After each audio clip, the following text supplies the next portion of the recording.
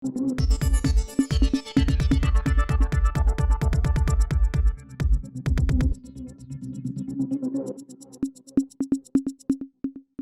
இது news focus Tamil.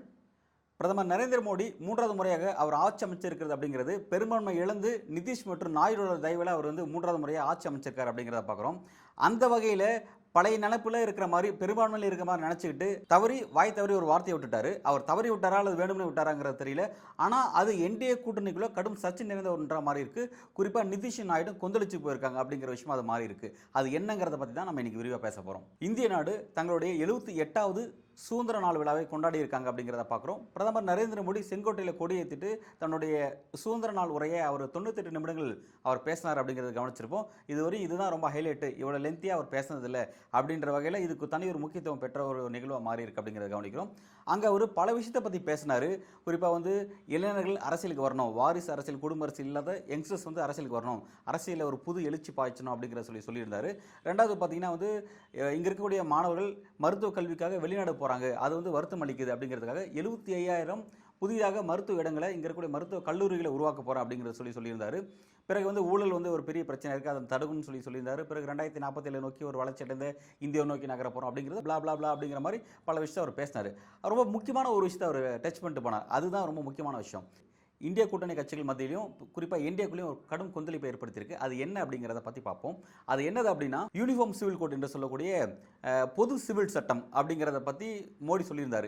ஏற்கனவே இருக்கக்கூடிய சட்டம் அப்படிங்கிறது ஒரு மத அடிப்படையிலான சட்டமாக இருக்குது, மதச்சார்பற்ற சட்டத்தை நோக்கி நம்ம நகர வேண்டியது இருக்குது அப்படின்னு சொல்லியிருந்தார். எப்படி மதவாத கூட்டணியாக மதவாத அரசியல் கட்சியாக அடையாளமாக இருக்கக்கூடிய பாஜக மதச்சார்பற்ற இந்தியா கூட்டணி பேசக்கூடிய மதச்சார்பற்ற அந்த அரசியலை இவர் இப்போ கையில் எடுத்துக்கார் அப்படிங்கிறத ரொம்ப முக்கியமான டாக்கிங் பாயிண்டாக மாறுது. இப்போ இந்த இடத்துல அவர் என்ன சொல்லியிருக்காருன்னா, ஆல்ரெடி இருக்கக்கூடிய சட்டம் அப்படிங்கிறது மதச்சார்பான சட்டம் அப்படின்னு சொல்லிட்டு இப்போ நம்ம மதச்சார்பற்ற சட்டத்தை நோக்கி நகர வேண்டியது இருக்குன்னு சொல்லியிருக்காரு. அப்போ ஆல்ரெடி இருந்த சட்டம் அம்பேத்கரால் உருவாக்கப்பட்டது. அப்போ அம்பேத்கர் மீது ஒரு களங்கம் கற்பிக்கிறாரா?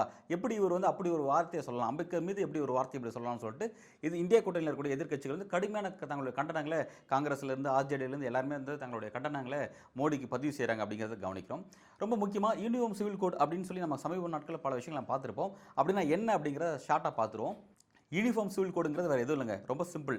மத அடிப்படையிலையோ அல்லது பழக்க வழக்கங்களுடைய அடிப்படையிலையோ அல்லது தங்களுடைய பாரம்பரியம் அப்படின்னு சொல்லிட்டு இருக்கிற ஒரு அடிப்படையிலையோ இங்கே இருக்கக்கூடிய மக்கள் குழுக்கள் தங்களுக்கான தனி சட்டங்களை நிறைவேற்றி வச்சு அந்த சட்டத்தை நீண்ட காலமாக பின்பற்றக்கூடிய ஒரு வழக்கம் இருக்கும். அதுதான் தனிநபர் சட்டம்னு சொல்கிறாங்க. இப்போ இந்திய அரசியலமைப்பு சட்டம் என்ன சொல்லுது அப்படின்னா, அந்த மாதிரி தனிநபர் சட்டம் இருக்கக்கூடாது, எல்லாருக்கும் காமனான ஒரு சட்டம், பொது சிவில் சட்டம் தேவை அப்படிங்கிறது அரசியலமைப்பு சட்டம் பிரிவு 44 அதை பற்றிலாம் பேசுகிறாங்க அப்படிங்கிறது கவனிக்கிறோம். இப்போ இதை நோக்கி தான் பாஜக நகர்ந்துட்டு இருக்கு. இந்த பொது சிவில் சட்டத்தை அமல்படுத்தணும் அப்படிங்கிறத நீண்ட காலமாக பாஜக வைக்கக்கூடிய ஒரு கோரிக்கை இருக்குது. இந்த கோரிக்கை பாஜக வாய் தவறிய பிரதமர் மோடி வாய் தவறிய பேசல, தெளிவாக இது ஒரு RSS உடைய நீண்டகால கனவு திட்டம் அப்படிங்கிறது நமக்கு தெரியும்.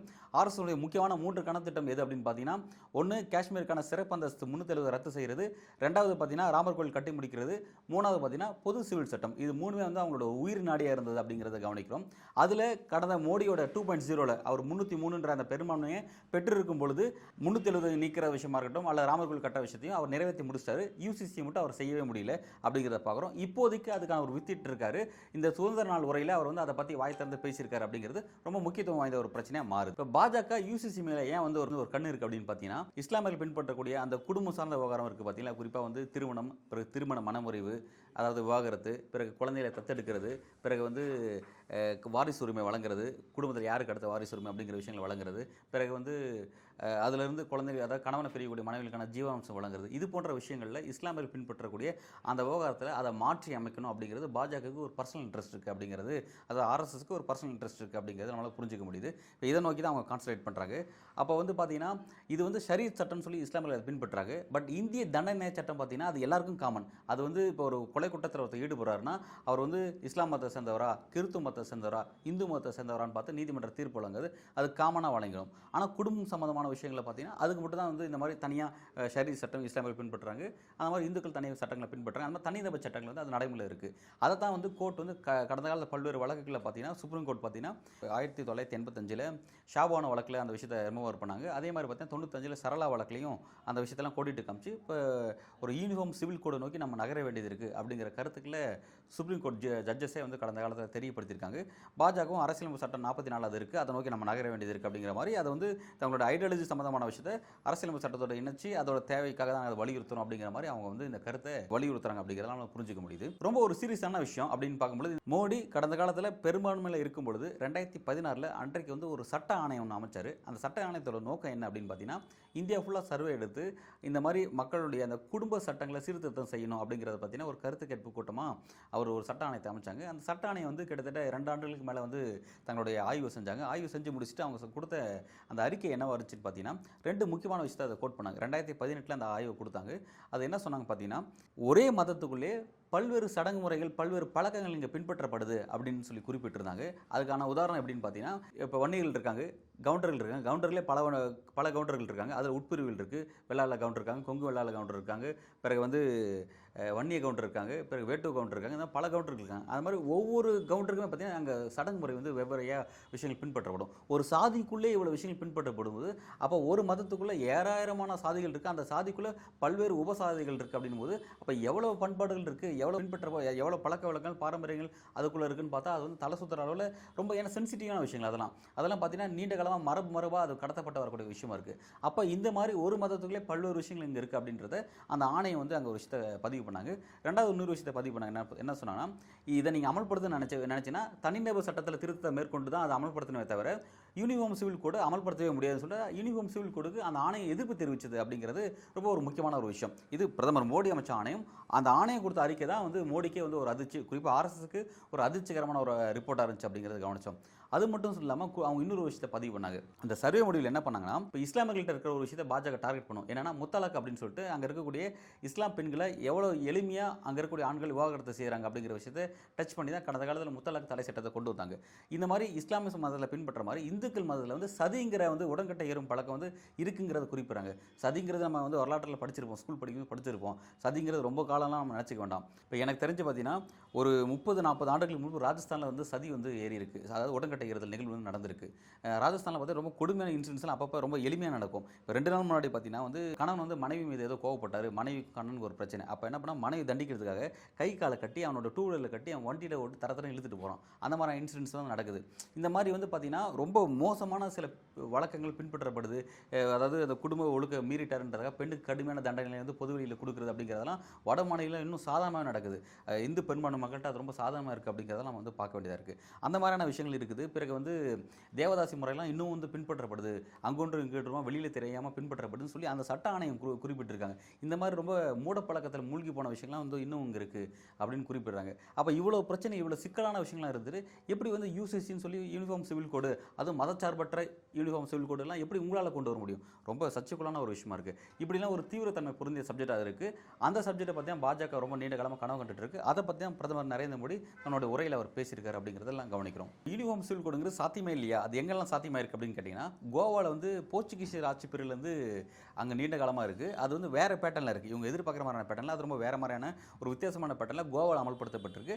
பாஜக ஆட்சிக்கு வந்து அதை நாங்கள் அமல்படுத்தியே தீர்வோம் அப்படின்னு அவங்க தனிப்பட்ட முயற்சியில் அது எங்கெல்லாம் அமல்படுத்தினாங்கன்னு பார்த்தீங்கன்னா, பாஜக ஹேமந்த பிஸ்வா சர்மா ஆளக்கூடிய அந்த அசாம் மாநிலத்தில், பிறகு வந்து மோடியுடைய அந்த லெபார்டரின்னு சொல்ல மாதிரி குஜராத்தில் அங்கே அமல்படுத்தப்பட்டிருக்கு. இப்போ ரீசெண்டாக பார்த்தீங்கன்னா உத்தரகாண்டில் அமல்படுத்தப்பட்டிருக்கு. இங்கெல்லாம் வந்து அதை வந்து ஸ்டேட் லெவலில் அதை அமல்படுத்தியிருக்காங்க அப்படிங்கிறத கவனிக்கிறோம். பட் அதில் ரொம்ப கான்ட்ரவர்சியான விஷயங்கள் அதில் இருக்குது. ஏன்னா இவங்க யூசிசி வந்து உத்தரகாண்ட் அமல்படுத்தது பிறகு அதில் ரொம்ப கான்ட்ரவர்சியான விஷயம் என்னென்னா, ஒரு ஆண் யாரை கல்யாணம் பண்ணணும், ஒரு ஆண் வந்து தனக்கு வந்து பாட்டி முறையில் இருக்கணும் கல்யாணம் பண்ண முடியாது, அம்மா முறையில் இருக்கணும் கல்யாணம் பண்ண முடியாது, சித்தி முறையில் இருக்கலாம் கல்யாணம் பண்ண முடியாது அப்படின்லாம் அந்த விஷயத்தை ரொம்ப டீப்பாக பேசியிருந்தாங்க. இதை தாண்டா நாங்கள் எவ்வளோ நாள் பேசியிருக்கோம், அப்படிலாம் எங்கேயும் கல்யாணம் பண்ண மாட்டாங்கிறது எல்லாருக்கும் தெரிஞ்ச விஷயம். ரொம்ப ஃபன்னியாக இருக்குது அந்த சப்ஜெக்ட்ஸ் அப்படிங்கிறத உத்தரகாண்ட் அமல்படுத்தின பிறகு அந்த சப்ஜெக்ட்ஸோட கான்ட்ரவர்சியெல்லாம் இந்தியாவே பேசிச்சு அப்படிங்கிறத கவனிக்கிறோம். அந்த மாதிரி தான் இருக்குது அந்த சப்ஜெக்ட்ஸ் எல்லாம். இப்போ எனிவே இந்த சப்ஜெக்ட்ஸ் ரொம்ப தீவிரமான சப்ஜெக்ட்ஸாக மாறினால இப்போ இது குறித்து ஏற்கனவே இருக்கக்கூடிய இந்த தனிநபர் சட்டங்கிறது மதவாத வகுப்புவாத சட்டமாக இருக்குது அப்படின்னு சொல்லி மோடி சொன்னதுனால இந்திய கூட்டணி கட்சிகள், குறிப்பாக காங்கிரஸ் உள்ளிட்ட இந்திய கூட்டணி கட்சிகள் மோடியின் மீது கடுமையான கோபத்தையும் தங்களுடைய கண்டனத்தையும் பதிவு செஞ்சாங்க அப்படிங்கிறத பார்த்தோம். அது ஒரு பக்கம் அவங்க ஆப்போசிட் அரசியல் செய்கிறாங்க, ரைட், ஓகே. பட் தேவையான அரசியல் செய்கிறாங்க, ஓகே. இப்போ இதில் என்னன்னா, மோடியை கண்டிக்கக்கூடிய இடத்துக்கு என்டிஏ கூட்டணியில் இருக்கக்கூடிய குறிப்பாக நிதிஷ்குமாரும் சந்திரபாபு நாயுடு வந்திருக்காங்கிறத கவனிக்க வேண்டிய விஷயமா இருக்குது. ஏன் வந்தாங்க அப்படின்னு பார்த்தீங்கன்னா, இந்த விவகாரம் ரொம்ப சென்சிட்டிவான விஷயம் இல்லைங்களா? இந்த விஷயத்தை பற்றி ஜேடியோட நிலைப்பாடு என்ன அப்படிங்கிறது அவங்க தெளிவாக பேசியிருக்காங்க. குறிப்பாக சென்சிட்டிவான இந்த விஷயத்தை பற்றி என்டிஏ கூட்டணியில் இருக்கக்கூடிய நிதிஷ்குமார் கட்சியை சேர்ந்த ஸ்போக் பர்சன் திரு சஞ்சய் ஜா அவர் என்ன ஒரு கருத்து ஹிந்துக்கு என்ன சொல்லியிருந்தாரு பார்த்தீங்கன்னா, ஹிந்து பத்திரிகை ஒரு கருத்து சொல்லியிருந்தாரு. இந்த விஷயம் வந்து ஒரு தெளிவற்ற தன்மையில் இருக்குது, இதை பற்றின ஒரு தெளிவான கருத்துக்களை எங்ககிட்ட கேட்கவே கிடையாது, அப்படி இருக்கும்போது நாங்கள் இது மாதிரி எங்களோட கருத்தை சொல்ல முடியாது, பாஜக இதை பற்றி எங்கிட்ட டிஸ்கஸ் பண்ணல அப்படிங்கிற ஒரு விஷயத்தை பதிவு பண்ணாங்க.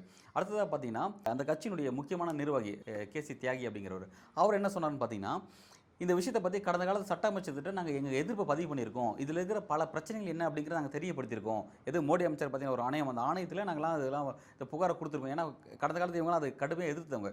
அப்படி இருக்கும்போது எங்கள் விஷயத்தை நாங்கள் அப்போவே பதிவு பண்ணிட்டோம் அப்படின்னும் போது, அப்போ இப்போ நாங்கள் எங்கள் முடிவில் எந்த விதமான மாற்றம் இல்லை அப்படிங்கிறத பதிவு பண்ணியிருக்காங்க. அடுத்தது வந்து பார்த்தீங்கன்னா, தெலுங்கு தேசம் பார்ட்டியினுடைய திரு சந்திரபாபு நாயுடு அவர்கள் மோடிக்கு வந்து கிட்டத்தட்ட 16 எம்பிஸை ஷேர் பண்ணுறாரு. அவர் என்ன கருத்து சொல்லியிருக்காருன்னு பார்த்தீங்கன்னா, இந்த விஷயத்தை பற்றி என்டிஏக்குள்ளே எப்போதுமே வந்து ஒரு விரிவான டிஸ்கஷன் நடந்ததே கிடையாது, எந்த விதமான டிஸ்கஷனும் நடந்தது கிடையாது, இது தனிப்பட்ட பாஜக ரீதியாக மட்டும் நடந்துக்கூடிய டிஸ்கஷன், எங்ககிட்ட இதை பற்றி பேசவே இல்லைன்னு சொல்லியிருக்காரு.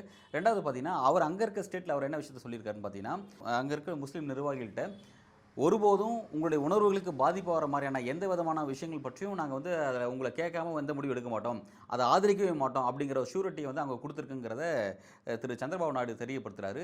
ரெண்டாவது பார்த்தீங்கன்னா, சந்திரபாபு நாயுடு நிதிஷோ அவங்க வந்து மைனாரிட்டிஸினுடைய வாக்கு, சிறுபான்மைகள் மற்றும் அதாவது இஸ்லாமியோட வாக்குகள், இவங்களை சார்ந்திருக்கிற மற்ற சிறுபான்மையோட வாக்குகளை பெற்று தான் இந்த இடத்துக்கு வந்திருக்காங்க. 16 சீட்ஸ் பெற்றதாக இருக்கட்டும், நிதிஷ் வந்து 12 சீட்ஸ் பெற்றதாக இருக்கட்டும், இல்லை ஸ்டேட்டில் அவங்க ஆட்சி அமைச்சதாக இருக்கட்டும், இது எல்லாமே பார்த்தீங்கன்னா அங்கே இருக்கிற சிறுபான்மையோட வாக்குகளை பெற்று தான் வந்திருக்காங்க. ஆனால் மோடியோ பாஜகவோ எங்களுக்கு சிறுபான்மை இஸ்லாமியரோட வாக்குகள் எங்களுக்கு வேண்டாம், பெரும்பான்மை இந்துக்களோட வாக்கு மட்டும் போதும் அப்படிங்கிற வகையில் தான் வெளிப்படையாக வெறுப்பு பிரச்சாரத்தை அவர் செஞ்சார். அதன் காரணமாக சிறுபான்மை வாக்குகள் முழுசாக இழந்து தான் பெரும்பான்மை இந்துக்களை பெற்றாங்க. ஆனால் பெரும்பான்மை இந்துக்கள் வாக்கு அவங்களால பெற்று 272 கிராஸ் பண்ண முடியல, 240 தான் நின்றுருக்காங்க, அது பெரும்பான்மை இழந்துட்டாங்க. பெரும்பான்மை இந்து மக்கள் அவங்கள ஆதரிக்கல அப்படிங்கிற கிரவுண்ட் ரியாலிட்டியாக இருக்குது. அப்படி இருக்கும்போது எல்லா மக்களும் வாக்கில் பெற்ற நிதிஷ்குமாரும் சந்திரபாபு நாயுடும் எப்படி நாங்கள் இந்த விஷயத்தில் மோடிக்கு ஆதரவாக நிற்க முடியும், பாஜக ஆதரவாக நிற்க முடியுன்ற கேள்வி தான் அவங்க இப்போ வந்து இந்த விஷயத்தில் ரொம்ப ரைஸ் பண்ணுறாங்க. மோடி பார்த்தீங்கன்னா இப்போ ரீசெண்டாக இந்த மழைக்கால கூட்டத்தொடரில் ஒரு முக்கியமான விஷயத்தை டச் பண்ணார், இஸ்லாமிய சம்பந்தமான விஷயம் தான் அது. குறிப்பாக வகுப்பு மசோதாவில் ஒரு திருத்தத்தை மேற்கொண்டிருக்காரு, 44 திருத்தம் செஞ்சிருக்காரு. அதில் பார்த்தீங்கன்னா இஸ்லாமியர்கள் அல்லாத மற்றவர்கள் கூட இடம் பெறலாம் அப்படிங்கிற மாதிரியான சர்ச்சைக்குள்ளான விஷயத்தில் அவர் டச் பண்ணியிருக்காருன்னு பார்த்தோம். ஆனால் அந்த விஷயத்தில் பெரும்பான்மை கிடைச்சும் லோக்சபாவில் 293 எம்பிஸ் இருக்காங்க பாஜகவுக்கு அப்படிங்கிறத பார்க்குறோம்.